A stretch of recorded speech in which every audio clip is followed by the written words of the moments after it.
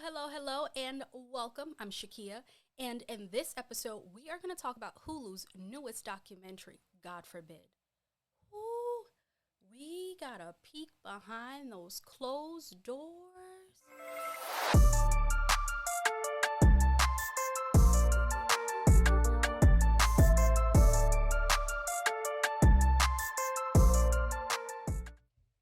Yeah, we got a peek. Now, I don't know if we needed this peek, but baby, we got a peek. Listen, if you did not watch this documentary, I want you to go check it out for yourself because it is so layered with politics from the past and the present. It's so many dots to connect that I want you to check it out, and I would love to hear what you think of the documentary. Now, before we go any further, I want to make sure that I'm clear, that we're clear, we're on the same page. I am not shaming anybody for what they like to do behind closed doors. As long as you are of age and it's consensual, everybody's in agreement, and you are a legal adult, do you, boo. This episode is not about shaming. It's not about shaming. This episode is about the hypocrisy of some folk. The hypocrisy and the damage that they can do because of their position and because of the hypocrisy. Okay, so we're gonna go ahead and get into it.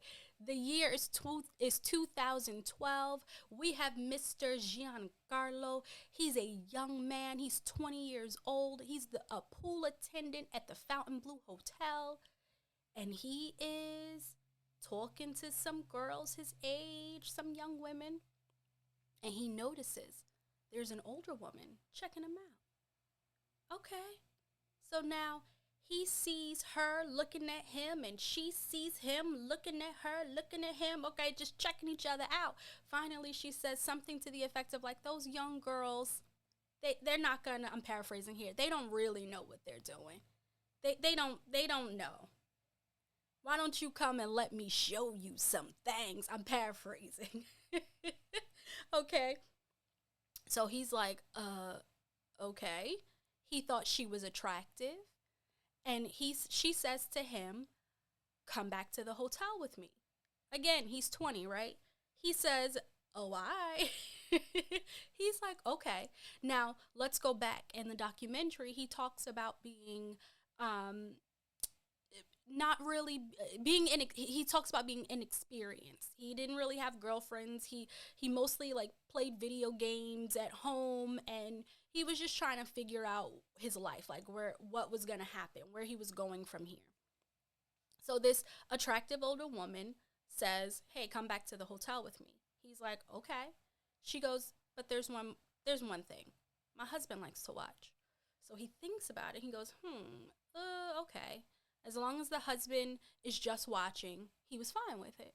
So he calls his sister, and he says, yo, I'm going back to the hotel with this guest I'm going back to the hotel with a guest.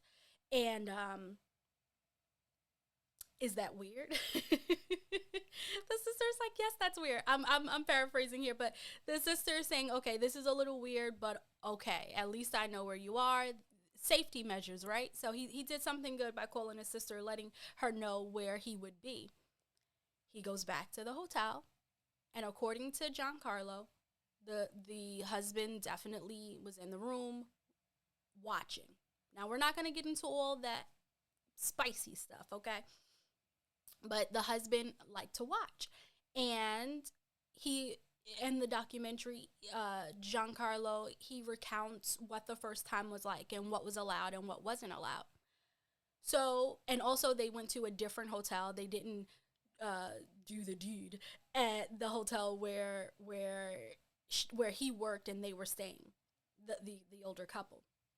At this point, Giancarlo doesn't know who these people are. He doesn't know who the couple is. But then fast forward, I think he got like a review. The woman left him a review. I bet she did. The woman left him a review. And his sister, I think, was the person who said, do you know who they are? Like she saw the name. And he's like, no, who are they? And he looks them up and he sees, oh, okay, well, that's unexpected. Why is it unexpected? Because this couple was Jerry Falwell Jr. and Becki Falwell. And they are this powerful couple in the Christian community, the evangelical Christian community. And Jerry Falwell Jr., at the time, he was the president of Liberty University. Okay, well, let's keep going. We know that Liberty University, or just in case you don't know, it's a very conservative Christian school. Well, Jerry's father, Jerry Falwell Sr., he founded the school. Prior to founding Liberty University, he founded schools for like elementary school, high school. And then he said, well, you know what? They're going to need somewhere to go to further their Christian beliefs once they're done. And so he founded Liberty University. Now, the reason why Jerry Falwell Sr. founded these schools was because he wasn't with he wasn't with ending segregation, okay? He was like, nah, my kids not gonna learn with other kids. And so he created this academic community for people who believe the same things that he believed, that followed the same Christian faith, all that jazz. Now, if you are not familiar with Falwell Sr., I want you to look him up because homeboy was, oof, let's just say, if he were alive today, he'd be canceled. And I'm not even with the cancel culture, but he'd be canceled. But he said a lot of not so nice things. We'll put it that way. And I don't want to focus too much on him because then, like I said, oh man, there are just so many dots to connect here. But nonetheless, Jerry Falwell Jr. was president. He was president of Liberty University. Now, he and his wife, they developed this relationship with Giancarlo. Now, according to all parties involved, Giancarlo and Falwell Jr. never had any sexual contact with one another, any direct sexual contact with one another. Falwell Jr. would watch Becki, his wife, and Giancarlo have relations with each other, but they all dealt with each other, and I'll explain what I mean by that. Junior, he goes into business with Giancarlo, right? He buys him a business, a building, and they turn it into a hostel. Now, it just gets so messy. It gets so messy, but I'm trying to focus on the hypocrisy of it. But let's go with this. So they get into business together. It does not go well, which duh, right? Hindsight 2020, we know it's not going to go well. But it doesn't go well. Giancarlo does not get what he's promised in terms of finances, but that is how they kept him that's how they kept him for so long, with these false financial promises of how they could help him and what they would do for him and all that jazz. And he says it in the documentary, like he kept going back to the situation because of what he was promised. Now, Giancarlo, he's involved with the Falwells for about 7 years. So he and Becki have relations for 7 years. There are different points where he tries to break up with Becki. He tries to break up with her. And the husband, allegedly, according to the documentary, contacted Giancarlo at different times and saying, oh, Becky's so sad. Oh, don't do this to her. Or Becki would contact Giancarlo. Oh, I'm so sad. Oh, my heart hurts. Oh, my goodness. Like all this stuff. Very manipulative. And that's what we're going to talk about in terms of the hypocrisy. When I listen to the recordings and you see the text messages, she is trying to manipulate him to stay with her. There's this woman in a position of power, this older woman in a position of power, who, in my mind, takes advantage of someone younger, who's a bit more naive, a bit more sheltered in a lot of ways. And what even makes this more icky for me, weird, inappropriate, is that to hide their relationship, because he was around, Giancarlo was around their family, he was in their home. The Falwells took him on trips. The Falwells introduced him to very powerful people like Trump. The Falwells introduced him to another, way of living. Introduced him to this community of very powerful people and well-known people. And they kept doing so with the promise that they would help him out when it came to like business and things like that, right? So again, he stayed because he's like, okay, it's gonna pay off. He liked Becki, he didn't deny that, but after a while it didn't feel quite right. He tried to have relationships with young women his age, and again Becki would become jealous, according to Giancarlo. And as I said before, he tried to leave, it didn't work out. He kept coming back because they dangle another carrot, another false promise. And now this is not to say like, oh, Giancarlo is this poor, poor victim, because he was of age and he did make a decision. However, there was just a lot of inappropriateness about this dynamic. And it became inappropriate and it became mm, predatory when he tried to leave and then was manipulated into staying. Now, the hypocrisy of it all. As I mentioned before, Falwell Jr. was the president of Liberty University. Liberty University has this strict code, the Liberty Way. They will fine you for doing certain things. Students are not allowed to attend school dances. They are not allowed to have, certain types of relationships, sexual relationships. They're not allowed to engage in substance use, alcohol, none of that, okay? Nothing. But Falwell Jr. was doing a whole lot of some of everything. He was engaged in certain um relationships that were not his wife. There was a photo of him with a young woman and his zipper was down and her pants or her zipper was down, and he said, "Oh, it was because it was a photo taken," and he tried to downplay it. The students are not allowed to drink alcohol, but apparently Falwell would show up to convocation, um, reeking of alcohol, allegedly, according to the documentary. He, I think at one point, he went to treatment for his alcohol use, I think as a way to save face with the school to be able to stay in his position, but that didn't work out.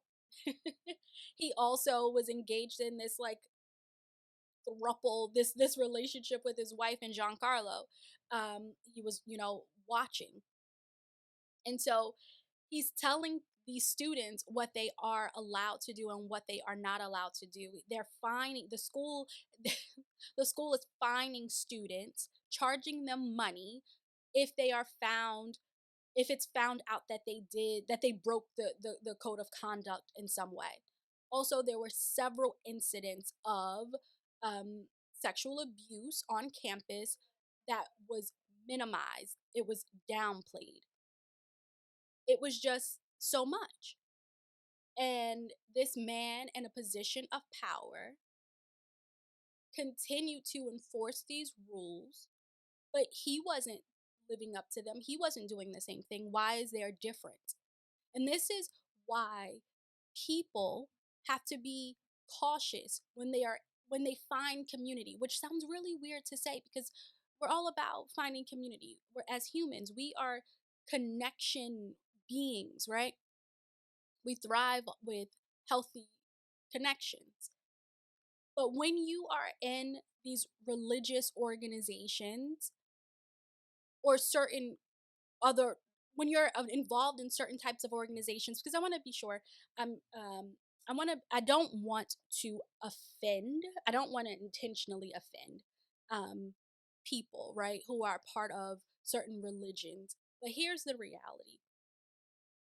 When you are in any religion or organization, you got to be able to think for yourself. You have to be able to say, is this right? Does this sound right? Does this feel right? You have to know how to trust your intuition because it can become a situation where now you are just going along with things, but it's not even really you anymore. And what happens in religion with people who are extremists when it comes to religion, they can lead people who are more impressionable down a dangerous path, right? To live a life that they don't even want to live. Now, I'm going off on a little bit of a tangent here. Giancarlo, it wasn't about him being a part of the religion. They don't even mention that, okay? Or if they do, I missed it. It wasn't a major theme of the documentary. My whole point is people who are in power, who people who are in positions of power, who take advantage of the little guy. And we got to stop putting leaders and putting these people on pedestals because they're just people. And that's what we saw in this documentary. That's what we saw, that they are just people. Giancarlo, he recounts a time where he and his family um, went to some event and there were other famous pastors there and evangelists there, and they were not acting how they acted on stage or in front of the camera. They were a lot more flirty and a lot, doing a whole lot of things that they would tell people not to do. Oh, what I had started to say was the Falwells had included Giancarlo in the family so that he'd been to the home, he'd been to Liberty University, he'd been introduced to all these people, right? He was introduced to this other world. Okay, they would pass off their relationship with him as a friend of their children's or as a young person who they were helping, because it wouldn't be out of the ordinary for them to help a young person, right? After all, president of a university. And so they'd pass it off as a young person that they were helping, a youth who they were giving attention to. And Giancarlo would spend time with the children, with the Falwell's kids. He even attended one of the son's wedding. He even attended the wedding of one of the sons. What? And then we hear that they had they being Giancarlo and Becki, they had relations throughout her family's home, even in her children's rooms. What? What? So it's just the hypocrisy. The hypocrisy. You tell people to live one way, but you're doing all this other stuff. And that's dangerous when people, the congregation or the students, when people don't have a mind of their own to be able to think for themselves and not just give into this group think mentality. But it was really disturbing. I'm just going to be honest. My reaction to this documentary, I was disturbed. I was disturbed. And it's like, okay, that's one layer. Then you have the political layer where this man endorsed President Trump, and he got this he got all he got the evangelical community to back him, right? And so, and this is not a video yay or nay President Trump. That's not what this video is. I'm just saying this family was so powerful that they were able to endorse a president, and the president won. The president was not your typical evangelical candidate, but because he had the backing of the Falwell family, who then influenced other evangelicals to back this candidate. It helped this candidate to win, but we didn't even talk about how that happened. We didn't even talk about how that happened, and my apologies in advance because I know I'm jumping around, but like I said before, it's so much to cover. But so if you are familiar with President Trump and some of his people, you probably are familiar with Cohen, right? Michael Cohen.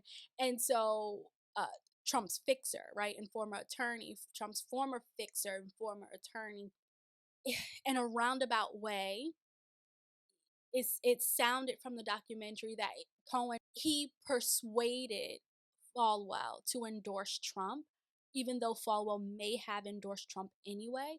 But Cohen had some photos of Falwell's wife Becki because, oh man, they the Falwells and Giancarlo were being sued by one of Giancarlo's former friends. Friend, was he really a friend? But anyway, that's neither here nor there. He was being sued, and they tried to blackmail Giancarlo, like, we have photos. How did they get the photos? Apparently these are photos that Jerry Falwell Jr. took of his wife. So how did the friend get the photos? We don't know. We don't know how they got the photos, but they got them. The friend and the father got the photos. Okay, so Falwell Jr. calls up Michael Cohen. Michael Cohen takes care of it. Okay, it goes away, at least for a period of time. It goes away.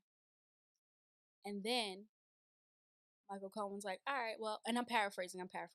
Well, you could do something for me. Just to let you know, Trump is probably going to run. I need you to back him.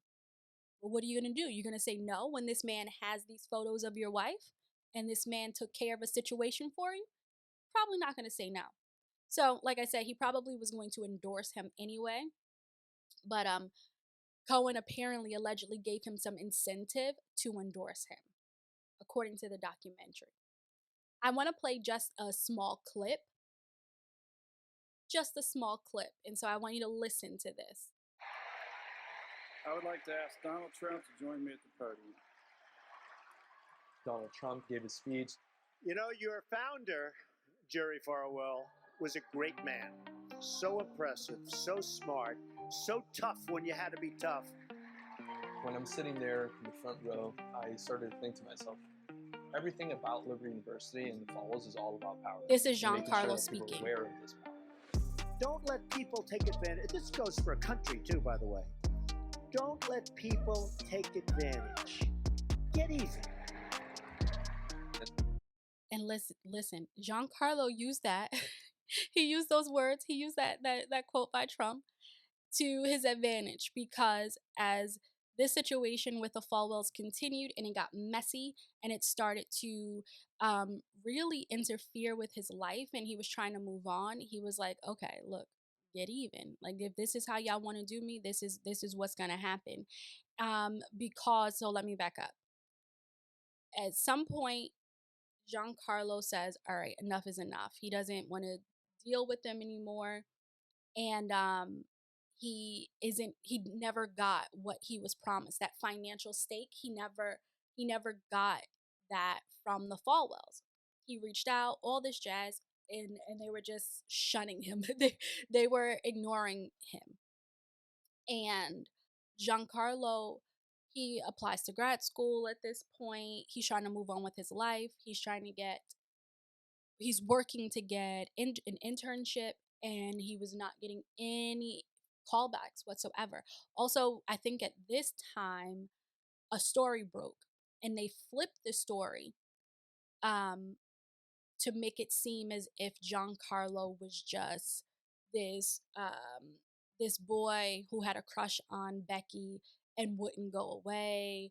He was saying, if you search my name, that's what's going to come up. Pool boy XYZ, those are the headlines that's going to come up. Now, keep in mind, at this time, Giancarlo was working with a reporter to tell his side of the story, and he had put this off. The reporter approached him, some time ago, and he put it off. He didn't want to go against the Falwells, but when things weren't working out for him, when they were not doing what they promised to do, he was like, you know what, I'm gonna tell my side, because at this point I see how easily they can flip things, and I don't want that to come and bite me in the butt, paraphrasing here. And so he links up with the reporter. they're working on the story, and they're working on this story for months. And then I think when Falwell finds out that they're working on this story, he puts out a story immediately. He has one of his journalist people put out a story immediately. And it the tone of the story tries to discredit Giancarlo.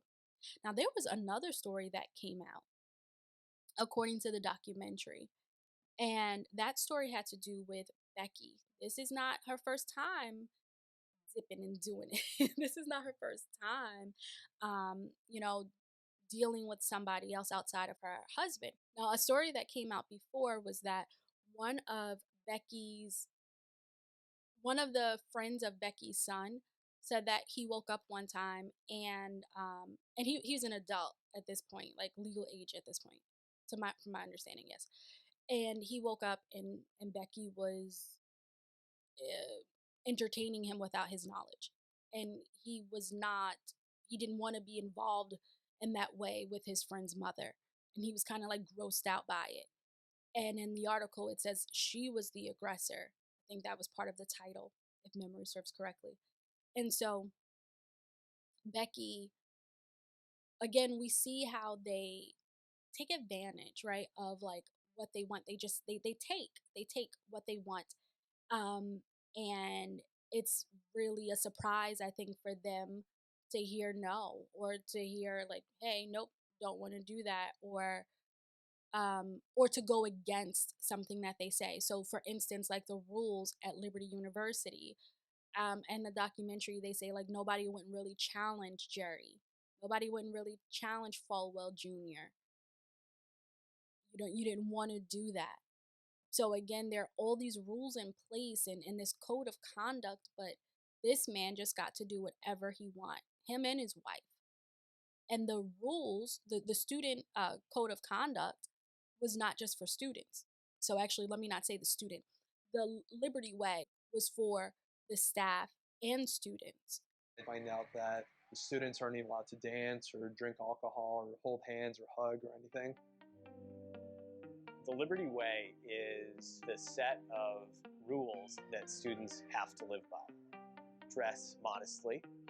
You cannot attend a dance.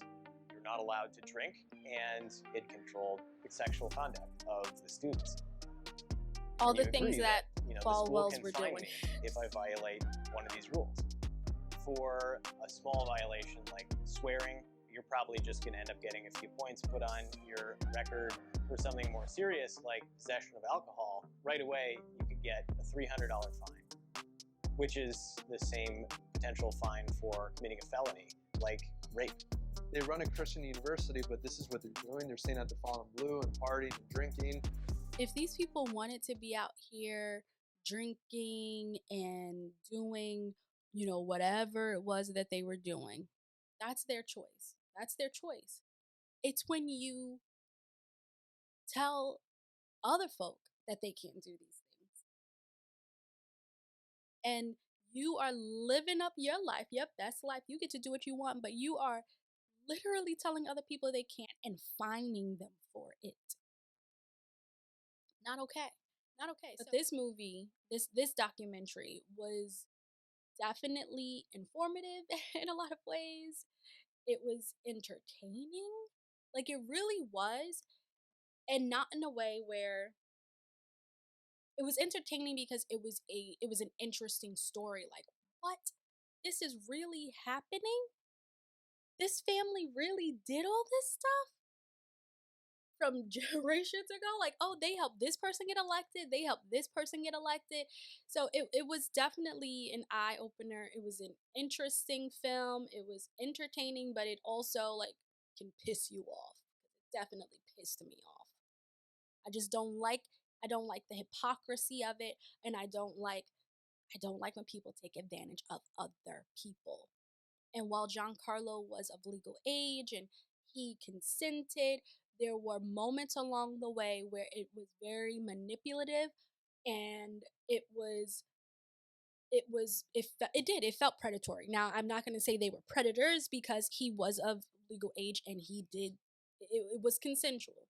It was consensual. But there were actions that seemed to be extremely inappropriate. So if you did not watch, God forbid, I want you to check it out. Listen, there was just so much to cover, and I know I was jumping around, but I hope that you were able to take something away from today's clip, and maybe you were interested in watching the documentary. Again, it's on Hulu. It's called God Forbid, and I want you to check it out, and I would love to hear your thoughts. Thank you so much for hanging out with me. Until next time, bye for now.